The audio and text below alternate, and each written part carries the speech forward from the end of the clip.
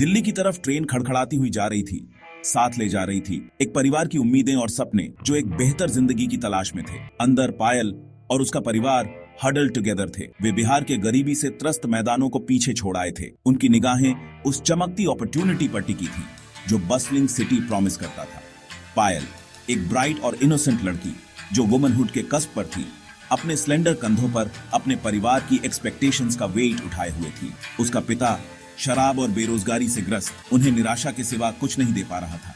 अपनी माँ और छोटे भाई बहनों का पेट पालने का बोझ पायल पर आ गया था, एक रिस्पॉन्सिबिलिटी जो उसकी कम उम्र के लिए बहुत हैवी थी।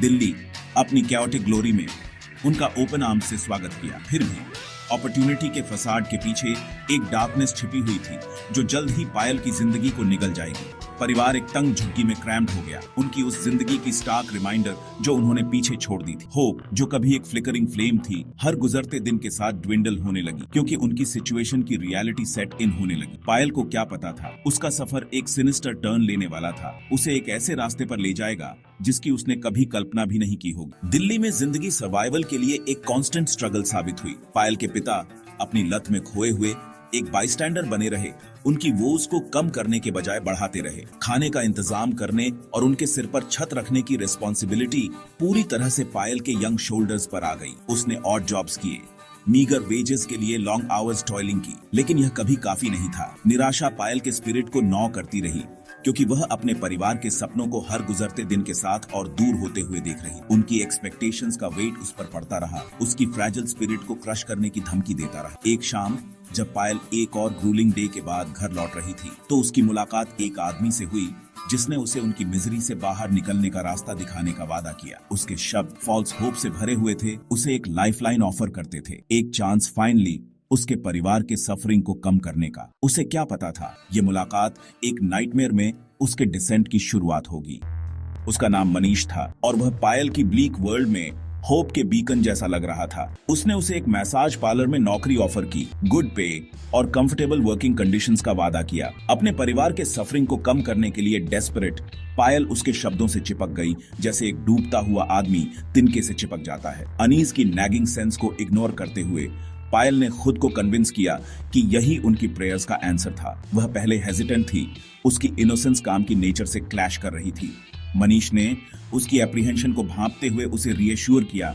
उसके शब्द हनीड डिसेप्शन से ड्रिपिंग थे। उसने रिस्पेक्टेबल क्लाइंट्स की बात की, एक सेफ और सिक्योर एनवायरनमेंट की, इतना कमाने का अपॉर्चुनिटी की कि फाइनली उसका परिवार गरीबी से बाहर निकल सके। डेस्परेशन से ब्लाइंडेड और अपने लव्ड वंस के लिए प्रोवाइड करने की डिजायर से फ्यूल्ड, पायल ने अपने डाउट्स को दरकिनार कर दिया और मसाज पार्लर के थ्रेशोल्ड को पार कर लिया, अनअवेयर उन हॉरर्स से जो उसके अंदर अवेट कर रहे थे। मसाज पार्लर की रियलिटी मनीष द्वारा पेंट की गई रोजी पिक्चर से बहुत दूर। पायल को जल्द ही अपने काम की ट्रू नेचर का एहसास हो गया। उसकी इनोसेंस उन आदमियों के प्रेडेटरी गेज से शैटर हो गई जो एस्टैब्लिशमेंट में आते थे। मनीष, जिसने इनिशियली खुद को उसका सेवियर बताया था, अपने असली रंग दिखाए उसके टॉर्मेंटर में ट्रांसफॉर्म हो गया। उसने उसकी वल्नरेबिलिटी, उसकी डेस्परेशन, उसकी इनोसेंस का फायदा उठाया। पायल एक्सप्लॉयटेशन के जाल में फंस गई। उसका शरीर एक कमोडिटी बन गया जिसे खरीदा और बेचा जा सकता था। उसने जो पैसा कमाया उसके आंसुओं और उसकी शेम से सना हुआ उसके परिवार के लिए एक लाइफलाइन बन गया, एक बिटर पिल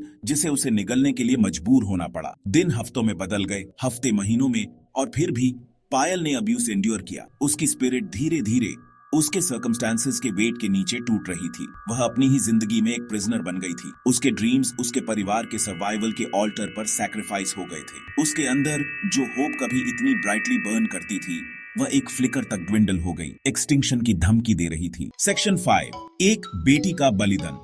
उन हॉरर्स के बावजूद जो उसने एंड्योर किए, पायल ने इस नॉलेज में सॉलेस पाया कि उसके सैक्रिफाइसेस उसके परिवार को प्रोवाइड कर रहे थे। उसने जो पैसा कमाया उससे वह खाने का इंतजाम कर सकती थी, अपने भाई बहनों के लिए नए कपड़े खरीद सकती थी और यहाँ तक कि अपनी माँ को बिहार में एक स्मॉल सम भेज सकती थी। जेनरोसिटी का हर एक्ट, हालांकि उसके एक्सप्लॉयटेशन से फ्यूल्ड था, एक बिटर स्वीट सेटिस्फैक्शन लाता था। अपने छोटे भाई बहनों को थ्राइव करते हुए देखना, उनके चेहरों पर अब हंगर और डिस्पेयर नहीं था, उसे एक और दिन एंड्योर करने की स्ट्रेंथ देता था। पायल वह साइलेंट पिलर बन गई जिस पर उसका परिवार लीन करता था। उसका अपना पेन और सफरिंग स्टोइसिज्म के मास्क के पीछे छुपा हुआ था। उसने अपने यंग शोल्डर्स पर उनके सर्वाइवल का बर्डन उठाया। एक बर्डन जो किसी भी बच्चे को कभी नहीं उठाना चाहिए। सेक्शन 6, ट्यूट ह्यू टुकड़ों को समेटना। जैसे जैसे साल बीतते गए, पायल के पिता अपनी लत में कंज्यूम्ड अपनी अंतिम सांस ली एक ऐसा वॉइड छोड़ गए जिसे भरना इम्पॉसिबल था। ग्रीफ एक स्ट्रेंज सेंस ऑफ रिलीफ के साथ मिंगल था। पायल के लिए उसकी डेथ उसके सफरिंग के एंड को मार्क करती थी, एक सफरिंग जो उसने उनके परिवार पर बहुत लंबे समय तक इन्फ्लिक्ट किया था। अपने पिता के जाने के बाद पायल ने अपनी शैटर्ड लाइव्स को रीबिल्ड करने का जिम्मा अपने ऊपर ले लिया। उसने अपनी मां को वापस बिहार भेज दिया, यह जानते हुए कि वह उनके गांव में सेफर और बेटर केयर्ड फॉर होगी। उसने अपनी छोटी बहन की शादी का इंतजाम किया, यह इंश्योर करते हुए कि उसका फ्यूचर सिक्योर होगा। और अपने छोटे भाइयों के लिए उसने खुद को उन्हें वह एजुकेशन प्रोवाइड करने के लिए डेडिकेट कर दिया जो उसे डिनाई की गई थी, इस होप से क्लिंगिंग करते हुए कि वे गरीबी के उस साइकिल से बच निकलेंगे जिसने उनके परिवार को एंस्नेर्ड किया था। पायल ने अपने शैटर्ड ड्रीम्स के बावजूद अपने भाई बहनों के लिए एक ब्राइटर फ्यूचर का ड्रीम करने की हिम्मत की, एक ऐसा फ्यूचर जहां उन्हें उन हॉरर्स को एंड्योर न करना पड़े जिनका उसने सामना किया था। सेक्शन 7, बर्बादी के बीच उम्मीद की एक किरण। अपने सैक्रिफाइसेस के थ्रू पायल अपने भाई बहनों के लिए नॉर्मलसी का सेम्बलेंस क्रिएट करने में कामयाब रही। उन्होंने अपनी पढ़ाई में एक्सेल किया। उनकी हंसी उस क्रैम्प्ड शैंटी को भर देती थी जिसे वे घर कहते थे। उन्हें थ्राइव होते हुए देखना, उनकी इनोसेंस अभी भी इंटैक्ट, पायल को अपनी लाइफ के रूइंस के बीच होप की एक ग्लिमर देता था। वह उनकी सक्सेसेस से क्लिंग करती थी।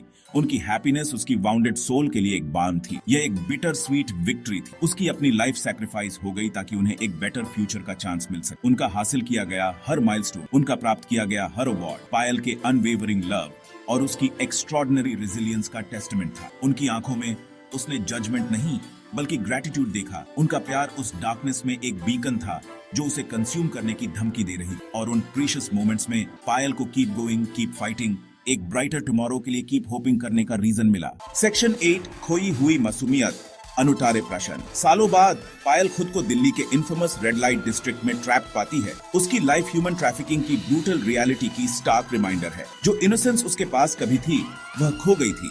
उसकी जगह एक वेरीनेस ने ले ली थी जो उन हॉरर्स के वॉल्यूम्स स्पीक करती थी जो उसने एंड्योर किए थे। फिर भी डिस्पेयर की डेप्थ्स में भी पायल की स्पिरिट ने बुझने से इनकार कर दिया। उसने अपनी फेट पर सवाल उठाए, उस क्रूअल हैंड पर जो लाइफ ने उसे दी थी। उसने सोचा कि क्या चीजें अलग हो सकती थी अगर उसके पिता की लत ने उसे उसकी ह्यूमैनिटी से रॉब नहीं किया होता, अगर वह अलग सर्कमस्टांसेस में पैदा हुई होती। लेकिन पास्ट एक क्लोज डोर था और पायल केवल प्रेजेंट पर फोकस कर सकती थी, एक ऐसी दुनिया में सरवाइव करने का तरीका ढूंढने पर जिसने उसे क्रूएल्टी के सिवा कुछ नहीं दिखाया था। जो स्कार्स उसने कैरी किए थे, विजिबल और इनविजिबल दोनों, उसकी स्टोलन इनोसेंस की कांस्टेंट रिमाइंडर थी, ह्यूमन स्पिरिट की रेजिलियंस का टेस्टमेंट थी।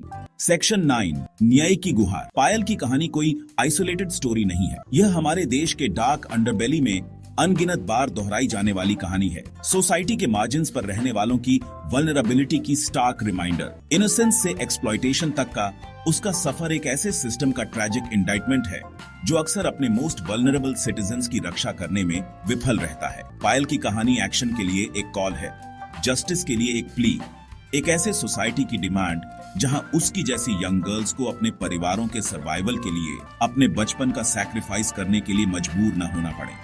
यह एक रिमाइंडर है कि हमें विजिलेंट रहना चाहिए, हमें उन फोर्सेस के खिलाफ लड़ना चाहिए जो ह्यूमन ट्रैफिकिंग और एक्सप्लॉयटेशन को परपेचुएट करते हैं।